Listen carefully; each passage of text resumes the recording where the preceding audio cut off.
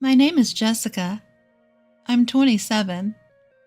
After graduating from vocational school, I worked in medical administration. It was a busy but pleasant workplace, and I felt fulfilled. I quit when I got married. My husband, John, wanted me to focus on our home. Please look after my mother. I'm begging you, please. To care for your mother? Understood. I'll do my best. I'm not the type to stick to a career. I had no doubts about going where I was asked to go, as I was asked. I met John through my friend, and we got married after a year of dating. At the time, he had already lost his father to illness and was living with his mother. This will be a big help. My mother's bedridden, you know. I worry about her being all alone. It's understandable. We can't leave your mother alone. I was told that his mother had fallen ill shortly after his father's passing. Since then, she hadn't been active, and John took care of most of the housework. My mother-in-law warmly welcomed me. Let John handle the outside work, and please take over the house for me. Yes, mother-in-law, I look forward to working with you. I had no complaints about my relationship with my mother-in-law. After all, she was bedridden with illness. I was in a dominant position and had control over everything. The problem was my relationship with John. As soon as we got married and settled into family life, he became distant. Hey, how about we go for a drive on our next day off? Your mother seems to be doing well, and I think half a day won't be a problem. Sorry, I'm tired. I want to rest properly that day. Oh, I see. I'm sorry. John began to show signs of being bothered by our interactions. I initially thought it was due to his busy work, so I didn't worry too much. But as the days went on, he began to avoid me more. Our nightly activities were no exception. Even when I thought it was the right day and prepared, I was often turned down. Please be a bit more cooperative. I want to have a child as soon as possible. I understand how you feel. I want that too. But sorry, let's try next time. With 30 on the horizon, I was, honestly, feeling rushed. I was also being urged by my mother-in-law, who wanted to see her grandchild. It was hard not to be able to fulfill her wishes. And then, while we were unable to give her a grandchild, mother-in-law passed away. From that point, John's attitude towards me became colder and colder. Welcome home! I made your favorite cream stew for dinner. John? John? Hey, you listening? Oh, want to take your bath first? Got it. I'll be waiting. John had become almost silent at home. No matter how much I tried to engage him in conversation, it was hopeless. He completely ignored me. I thought it was probably due to the shock of losing his mother. I naturally thought that way. Until John recovers from this emotional damage, I decided to support him, right by his side as his wife. However, it seemed that no matter how many days passed, John was uninterested in me. John, how have you been feeling recently? Are you sleeping well? I want to discuss something about our child. I'm thinking about getting a fertility test. What do you think? Hey, John. His health, his feelings, our child, our future. I tried to engage John's interest by changing the topic in various ways. But sadly, every attempt ended in failure. John, please say something. Have I done something to upset you? If there's something you don't like or want me to change, please tell me, John. Despite my earnest pleas, John didn't lend an ear. His ignoring me continued for a whole month. My husband was inexplicably cold. Desperate, I sought advice from my old friend, Claire.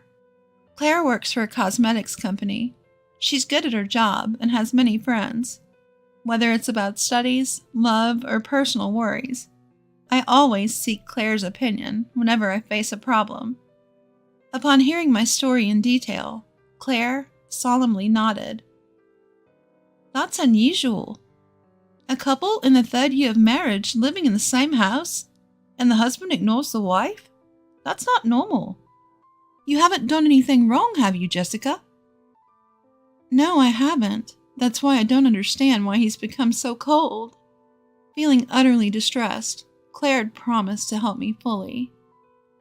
I had no idea, but it seemed that Claire had picked up on something. It's his fault if you've done nothing wrong, Jessica. He must be hiding something shady. Let's verify it. Eavesdropping, surveillance, tailing. We'll use all possible means. Is it okay to do something like that? I asked nervously. Absolutely. It's worse to ignore your spouse and keep secrets when you're married. Later, at Claire's suggestion, I installed small eavesdropping devices and cameras in our home. I felt guilty, but my desire to know his secret was much stronger. Of course, John continued to ignore me all this time. John? Hey, are you listening? It was a few days later. My phone rang. It was a call from John. Hello? Where the hell are you? What are you trying to pull? Leaving the house for a week. Why don't you ask yourself why I'm doing this? What are you talking about? Speak clearly. I don't understand. Huh? You haven't noticed? You don't know why I'm so angry? How dare he say speak clearly? He's been ignoring me all this time. Having been prompted by Claire to investigate John, I discovered a shocking truth. Unable to contain my rage at what I'd found out, I left our home. I took refuge at Claire's house. It was on the 7th day of my stay there that I finally received a call from John. If you have something to say to me, then you should say it to my face, loud and clear. He suggested. Fine by me, as long as you promise not to ignore what I have to say. The anger I felt the moment I discovered the results of my investigation still burns in my chest. The weight of his sins trampling on my dedication is heavy. John has to face a fitting punishment for his actions. I set a date and location, ending the call swiftly before he could respond. Later, I invited John to a table in a local cafe. He must have slipped out during work, as he was in a business suit. There was no need for any beating around the bush. I laid out the evidence I had collected so far on the table. What is this? Hey, wait! Stop it, Jessica! Don't lay out these things! He protested. If you don't like it, why don't you pick them up yourself? It doesn't matter, right? I can print out as many as I want. When did you take these photos? What I had laid out on the table were incriminating photos. They were all shots of John with his mistress, walking in the downtown area with arms folded, scenes of them entering a hotel together, and the woman in all the photos was the same person. Her name was Mary, as I had found out during my investigation. I also have audio data. Would you like to listen to it right here? I asked. Audio? He responded, shocked. I tapped the screen of my smartphone. Immediately, a conversation between John and Mary started streaming. Hey, John, when is our housemaid planning on leaving? She'll be gone soon. She's losing her patience and will probably suggest a divorce. I wish she would just blow up at us saying, "Stop ignoring me." That would be the easiest for me. This is such a long-term scheme. Well, That's just like you, John, isn't it?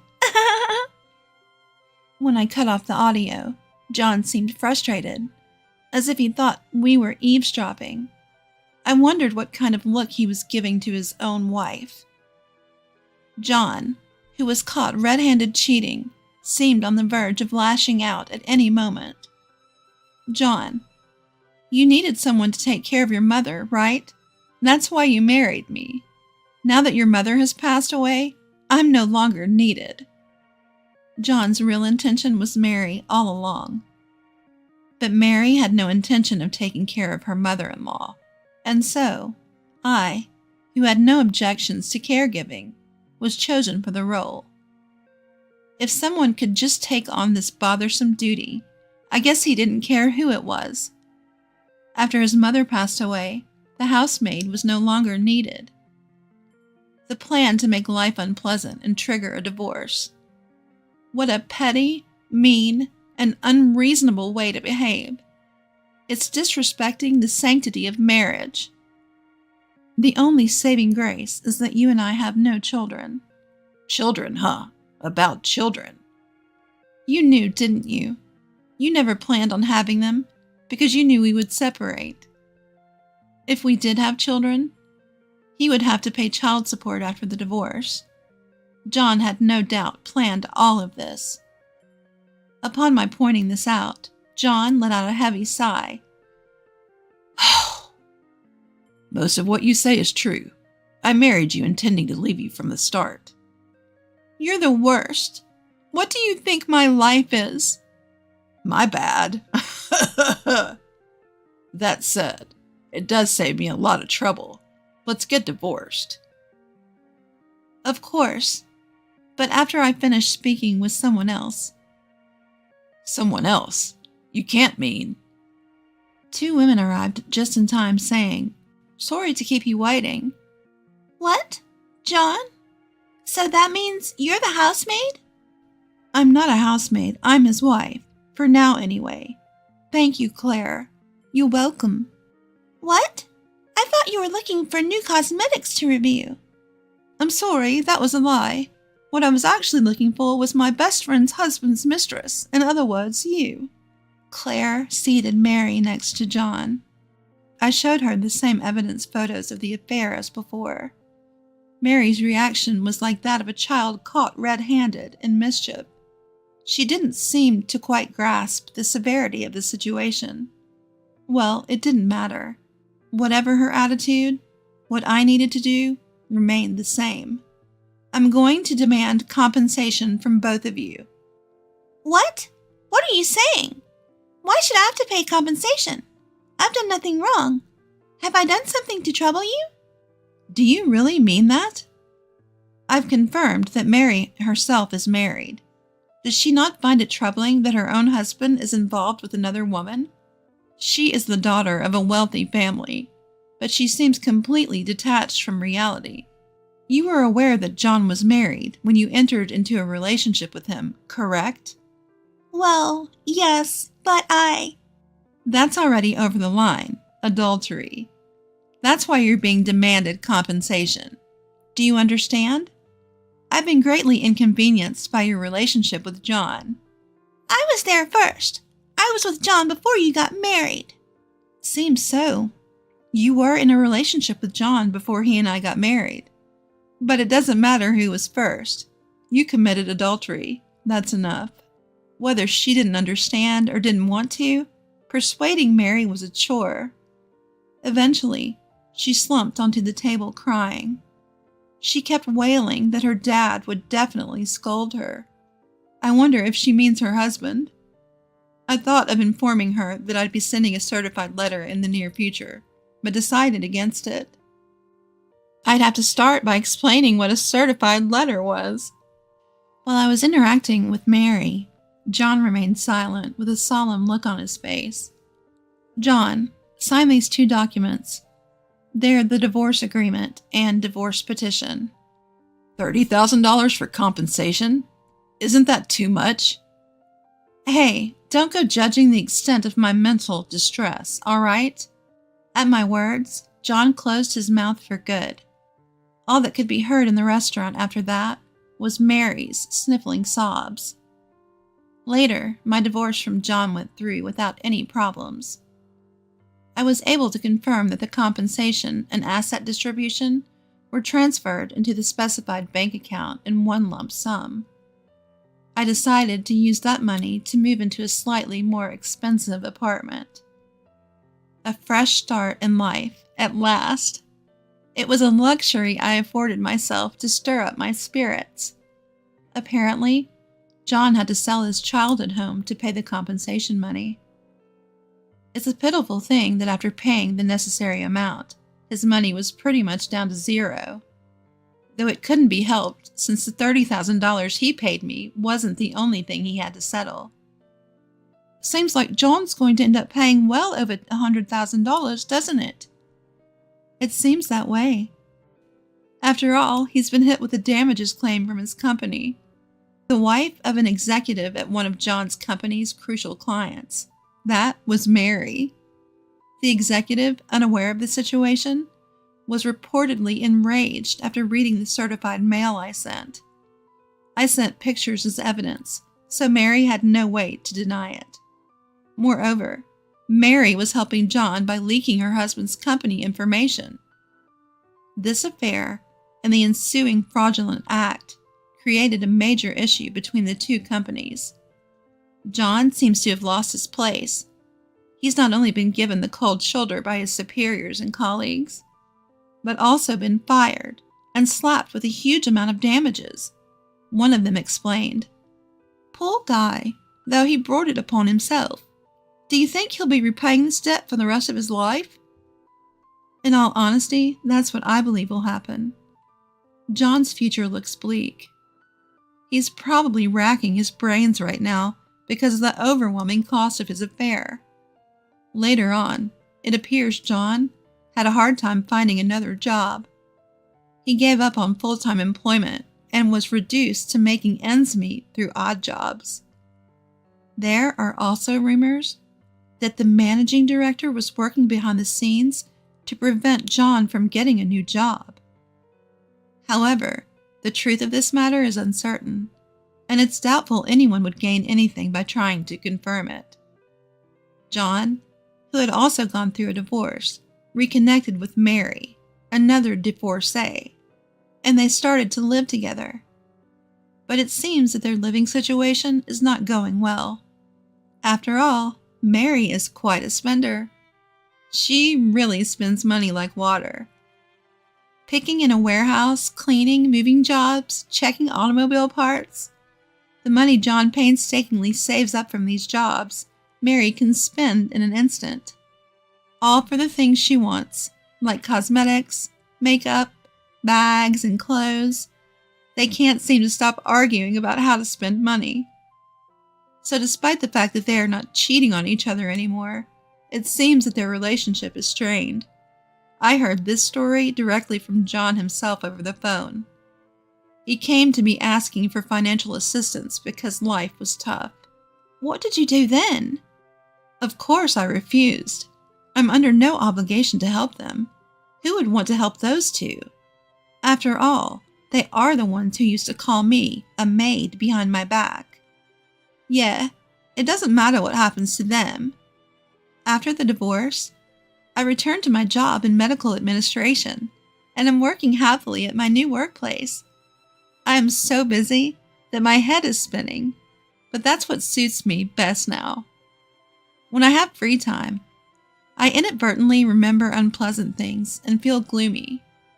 The other day, I encountered the embodiment of those unpleasant things. None other than John himself.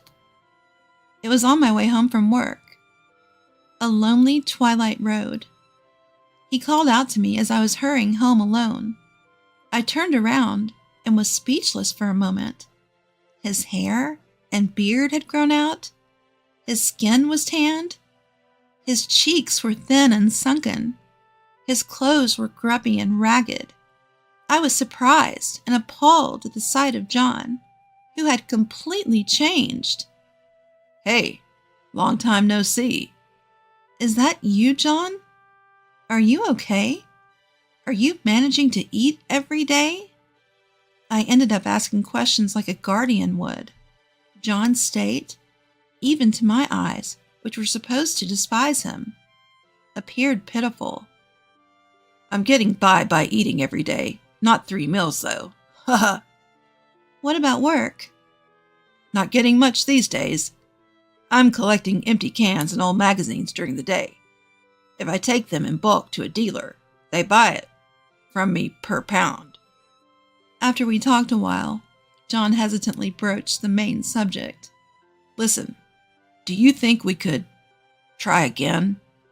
What about Mary? I thought you two were living together. I broke up with her. She dumped me. Mary's probably gone back to her parents' home by now. I bet she'll arrange a marriage and settle down with a suitable partner her parents pick. John, who was talking about Mary, made a face as if he could. It must have been a painful breakup to the point where even speaking about it to me was hard.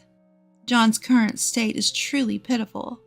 However, I have no hand to extend for him. I still remember the abuse I suffered, and it still infuriates me. Upon saying that, John lowered his head, agreeing with me. I truly apologize for what I did back then. I'm not going to say it's okay, but let's both move on. But don't approach me anymore. If you stalk me, I'll call the police. I won't stalk you. I'm sorry for bothering you, so see you then. John slowly left down the dusk-lit street. His figure retreating was pitiful and frustratingly pathetic. After that, I saw John a few times in line at the soup kitchen organized by a nonprofit organization. He had become so thin, and when he noticed me looking, he awkwardly turned his face away. I certainly don't want to end up like that. Every time I see John, I think that strongly. He is a negative example for me in life. This is how my first marriage ended disastrously. But I haven't given up on building a happy family with someone. There's still a long way to go in life. I believe that I can still shine from now on. Thinking that, I've decided to start participating in a local social event with my friend Claire. Being divorced doesn't mean I should feel intimidated. The world is vast. There must be a man who will embrace me gently.